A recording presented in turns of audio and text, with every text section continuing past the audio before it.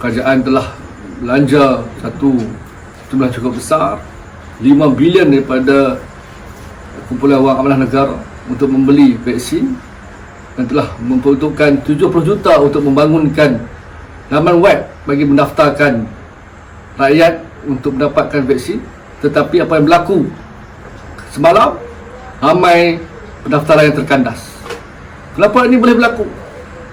KJ harus menjelaskan. 70 juta tuan-tuan, 70 juta, satu peruntukan yang cukup besar untuk membina sebuah laman web, tetapi ia menjadi lembab, tidak boleh diakses, dan ini satu kepincangan yang perlu disiasat oleh pihak berkuasa. Saya menuntut KJ untuk menjelaskan syarikat mana yang mendapat kontrak ini, kenapa laman web ini tidak berfungsi dengan efisien dan ditutup selepas sejam dibuka, dan adakah kerajaan akan mengambil tindakan undang-undang terhadap syarikat ini yang telah gagal untuk melaksanakan terma kontrak yang telah dibuat dengan kerajaan untuk menjamin pendaftaran vaksin yang efisien kepada rakyat. Pada Perikatan Nasional, kamu kena ingat bahawa tanggungjawab untuk memberikan kesihatan yang baik kepada rakyat, untuk menjamin hapusnya wabak COVID-19 ini, adalah tanggungjawab yang diletakkan harapan begitu besar dan tinggi oleh rakyat. Jadi dengan peruntukan yang besar 70 juta ini, KJ harus jelaskan kepada rakyat kenapa kepincangan ini berlaku. Aku nak buat pasal ini kerana bukan kerja aku nak tarik tekan menjadi semua. Ini aja benar. Tak boleh lagi.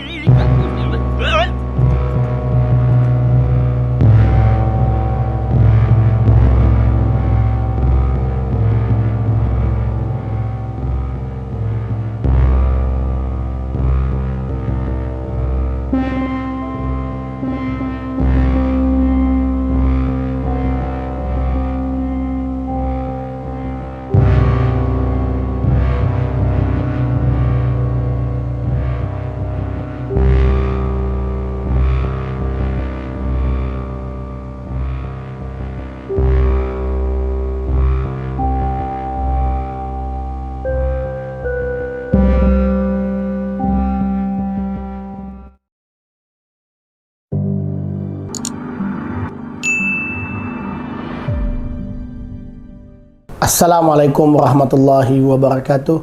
Terima kasih kerana masih menonton di channel YouTube Ambo, Jamin Hassan, YouTuber rakyat. Hari ini saya nak bawa persoalan yang telah diajukan oleh YB Faiz Fadil kepada YB Khairi Jamaluddin yang merupakan Menteri Penyelaras Vaksin COVID-19. Jadi YB Faiz Fadil ada soalan kepada YB Khairi Jamaluddin. Soalan ini juga merupakan bukan hanya soalan YB Faiz Fadil, tetapi ianya merupakan satu soalan besar rakyat Malaysia. Setelah rakyat Malaysia mendaftar untuk disuntik vaksin dalam MySejahtera, lepas tu kena daftar pula, dan yang lebih malang, yang lebih mendukacitakan apabila terpaksa, hampir ada yang kata sampai 30 kali, 40 kali terpaksa mengaku bukan robot ketika proses pendaftaran, kekal tidak berjaya. Dan kita menuntut YB Khairi Jamaluddin, seperti mana yang telah ditanyakan oleh YB Faiz Fadil, supaya menjawab beberapa persoalan. Kenapa? Kerana proses vaksinasi ini dan laman web ini, kita mendapat makluman bahawa nilainya 70 juta. Ramai rakyat Malaysia yang mula pertikaikan bagaimana laman web yang terlalu cap ayam ini bernilai 70 juta dan ianya begitu penting kepada negara. Bahkan kita rakyat Malaysia merasakan seolah-olah proses vaksinasi yang telah dijalankan oleh Menteri Penyelaras Vaksinasi ini seperti jualan sale Lazada ataupun Shopee. Ada waktu-waktunya. Dan kita juga pelik. Kenapa kita diminta dan disarankan dengan kempen untuk mendaftarkan diri dalam MySejahtera, nah ada pula pendaftaran baru dan rakyat terpaksa berebut. Yang internet capaiannya rendah, tak apa, yang capaian tinggi pun terpaksa berebut-rebut sampai 10 kali, 20 kali, tak berjaya. Dan kita akan ingat sampai bila-bila bagaimana Perdana Menteri dalam wawancaranya ketika dalam RTN dengan selamba dia tanya kepada wartawan, dah cucuk vaksin? Wartawan kata tak. Dengan bangga pula Perdana Menteri kata dia dah 2 kali. Apa ni? Dia nak sindir kepada rakyat ke? Rakyat ni bukan tak nak divaksin, tetapi rakyat melihat proses vaksinasi ni terlalu dipolitikkan dan terlalu pelik. Dan kita rasa siapakah yang buat kerja ni? Betulkah yang buat kerja ni menteri ataupun yang buat kerja ni tak pernah belajar sekolah pun? Melihat laman web yang watermark pun tak boleh nak dibuang. Dengan kata lain, laman web ni percuma ke? Dikatakan pengurusan untuk laman web vaksinasi ni hampir 70 juta menggunakan wang kumpulan amanah negara, diambil tanpa proses legislatif. Yalah, parlimen tak dibuka, digunakan seolah-olah bukan duit rakyat. Dan kita sedih duit rakyat digunakan, sepatutnya rakyat dapat rasa dengan senang. Tetapi prosesnya seperti mana yang saya kata tadi, seperti nak berebut sambal nyek Khairul Amin. Susahnya dapat vaksin. Sedangkan ini bukan harga untuk dijual, tetapi ini adalah satu proses ataupun satu cara yang telah diiktiraf oleh negara untuk mengelakkan kita ataupun mengurangkan risiko untuk dijangkiti COVID. Yang anti vaksin, yang tak nak daftar kerana takut percaya dengan video Netanyahu kata nak bunuh orang Islam itu kita tolak tepi. Ni kami yang percaya. Yang dah daftar, lepas tu diminta daftar pula. Dan Kelantan tak boleh langsung daftar. Seolah Kelantan ni bukan dalam negara Malaysia. Jadi sebenarnya Menteri Penyelarah Vaksinasi ni sebenarnya dia sedang buat apa? Dia sedang nak berpolitik ke ataupun dia sedang buat projek ke atau sedang apa? Ikhlas ke dia nak bagi vaksin kepada rakyat Malaysia dalam keadaan rakyat Malaysia kena berebut-rebut seperti pengemis, sedangkan itu wang kumpulan amanah negara, duit masa depan negara, duit rakyat Malaysia. Tetapi kamu gunanya, memang kami rakyat Malaysia sangat sedih. Saya tengok dalam Facebook ada yang kata sampai 100 kali masuk untuk daftar, kekal tidak berjaya. Dan saya sekali lagi mengatakan bahawa kami rakyat Malaysia begitu berdendam, begitu sakit hati dengan Perdana Menteri yang secara sinis cakap dalam TV secara live, dah cucuk ke vaksin. Nah, ini kami nak cucuk tetapi begitu sukarnya untuk rakyat Malaysia dicucuk vaksin, dan kita boleh katakan kitalah negara Malaysia paling terkebelakang dalam proses vaksinasi. Jadi ini saya nak bawa soalan-soalan yang telah ditanyakan oleh YB Faiz Fadil kepada YB Kari Jamaluddin, yang saya harap kalau kamu tak berani lah nak masuk ke parlimen, jawablah dalam IG kamu ke, TikTok kamu ke, kerana persoalan YB Faiz Fadil ini merupakan persoalan rakyat Malaysia. YB Faiz Fadil mewakili rakyat Malaysia, tanya kepada Menteri Penyelaras. Menteri Penyelaras dengar baik-baik soalan ini dan jawab satu persatu. 4 saja soalan. YB Faiz Fadil tanya, adakah pendaftaran sudah pun mencapai 1 juta orang apabila proses pendaftaran tak sampai 2 jam pun, hanya 1.5 jam? Adakah proses pendaftaran vaksinasi ini sudah pun mencapai 1 juta orang? Soalan yang kedua, YB Faiz Fadil tanya, dan kami rakyat Malaysia juga nak tahu, syarikat manakah yang dapat projek ini, yang diamanahkan untuk menguruskan laman web ini, yang kami rakyat Malaysia menganggap gagal. Kalau dalam SPM kita bagi F. Laman web ini memang sangat gagal. Jadi kita nak tahu syarikat manakah yang diamanahkan untuk mengendalikan laman web ini. Laman web yang watermark pun tak boleh nak buang.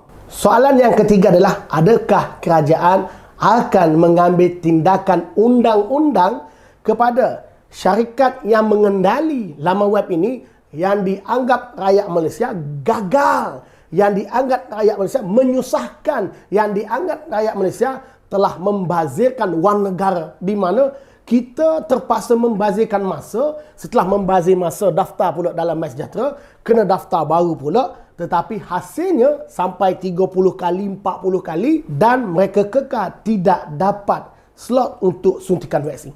Adakah syarikat tersebut akan dikenakan tindakan undang-undang? Soalan yang keempat, adakah kerajaan akan membayar ganti rugi kepada rakyat Malaysia yang telah kerugian dinafikan pendaftaran vaksinasi akibat kepincangan, kelembakan, kegagalan laman web tersebut? Jadi, adakah rakyat Malaysia akan dibayar pampasan? Akhir sekali, YB Faiz Fadil mengharapkan kerajaan lebih serius dan membuat laman web yang lebih efisien, lebih mesra kepada kita rakyat Malaysia. Kamu telah menggunakan wang kumpulan amanah negara dengan sewenang-wenangnya, tanpa legislatif, tanpa dalam parlimen. Tetapi inikah hasilnya? Tak malukah kamu kepada rakyat Malaysia? Kami berharap YB Khairy Jamaluddin, Menteri Penyelara Vaksinasi ini, menjawab persoalan yang diajukan oleh YB Faiz Fadil. Karena soalan ini begitu penting kepada kami rakyat Malaysia. Ada rakyat Malaysia yang telah dituduh anti vaksin kerana tidak dicucuk lagi vaksin.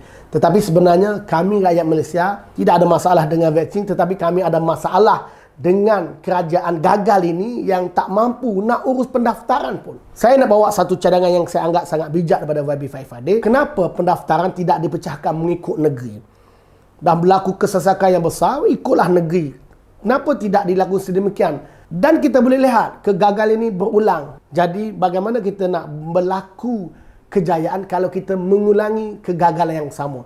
Jadi saya harap Menteri Penyelarah YB Khairy Jamaluddin jawab persoalan yang telah diajukan oleh YB Faiz Fadil, pada masa yang sama mencari jalan yang lebih bijak, jalan yang lebih baik, jalan yang lebih mesra rakyat, supaya rakyat Malaysia tidak terlalu disusahkan seperti jualan akhir tahun Lazada, jualan akhir tahun Shopee, kita nak masuk sampai berebut. Kita rakyat Malaysia, rakyat yang merdeka, digunakan duit berjuta-juta, berbilion-bilion duit negara.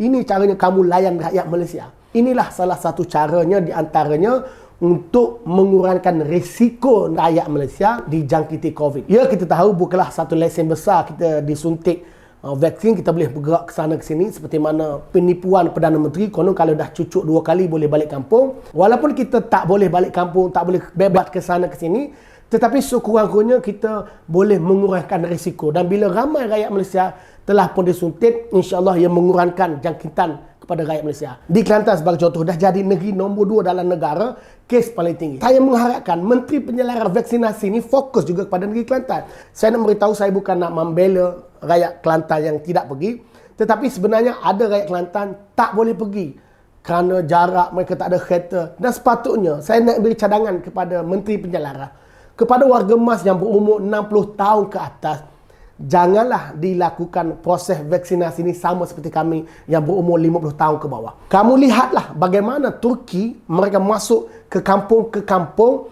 untuk memberi suntikan vaksin kepada rakyatnya. Tetapi kami, warga negara Malaysia, rakyat Malaysia yang punya 71 menteri dan timbalan menteri ini, tak tahulah bagaimana mereka fikir nak daftar, dapat nombor giliran vaksin pun kamu telah gagal. YB Khairy Jamaluddin, kalau tak mampu nak uruskan kerana kabinet kamu ni memang kabinet tebuk atap, kamu ambillah langkah berani, letak jawatan, jangan bersekongkol dengan kabinet tebuk atap ini.